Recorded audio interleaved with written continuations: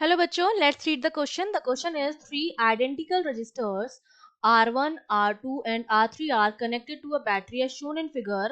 What will be the ratio of voltage across R1 and R3? R1 और R3 के cross voltage का जो ratio होगा वो कितना होगा वो हमें बताना है। तो देखिए इस क्वेश्चन को करने के लिए हमारा जो की कॉन्सेप्ट रहेगा उस की कॉन्सेप्ट में सबसे पहले तो आपको पता होना चाहिए ओम्स लॉ के बारे में। ओम्स लॉ हमसे क्या कहता है that V is proportional to I। तो V जो होता है वो बराबर आता है RI के, जहां पर R रेजिस्टेंस है, I करंट है और V वोल्टेज है। तो यहाँ से मुझे एक चीज पता चल रही है कि V जो होता है वो R के क्या होता है, प्रोपोर्शनल होता है। ठीक है, एक तो ये चीज आपको पता होनी चाहिए। तो मतलब ये जो होगा वो इसके रेशियो में बढ़ता है, वोल्टेज जो होता है वो रेजिस्टेंस के रेशियो में डिवाइड होगा।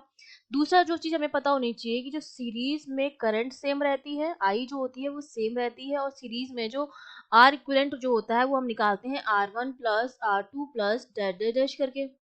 और पैरेलल में क्या रहता है, वोल्टेज जो होता है वो सेम रहता है, V जो होता है वो सेम रहता है।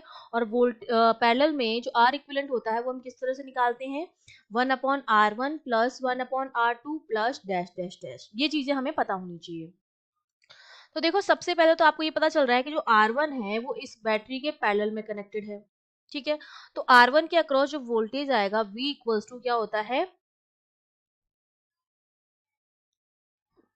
V आपका जो हो जाएगा वो आर आई आर हो जाएगा। यहाँ से सपोज करंट आई आ रही होगी तो वो करंट यहाँ पर जाएगी और करंट यहाँ पर भी जाएगी आपके पास।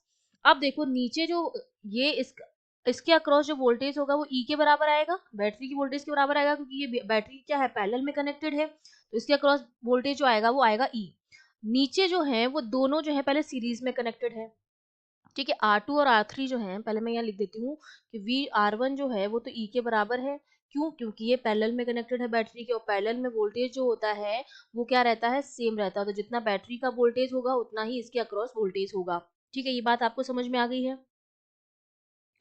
तो अब देखिए हमारे पास यहाँ पर जो वोल्टेज है दोनों आइडेंटिकल है, तो इसको भी मैं R मान लूँ, इसको भी मैं R मान लूँ।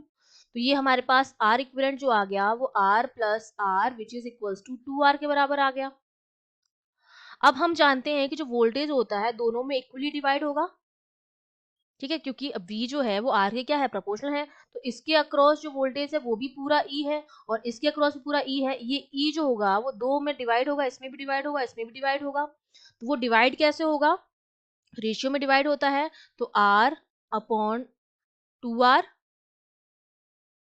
इंटू E, इतना तो जाएगा आपका R2 में, और यही आपका जाएगा R3 में भी, क्योंकि ये भी R है, अपॉन टोटल इंटू अक्रॉस कितना है E। तो ये हमारा कितना हो जाएगा, R से R कैंसिल, ये हो जाएगा E/2, और ये भी कितना हो जाएगा, E/2 हो जाएगा। तो इसके अबाउट जो है वो भी E/2 आया है, VR2 जो आया है वो भी आपका E/2 आया है, और VR3 जो आपका आया है वो भी E/2 आया है।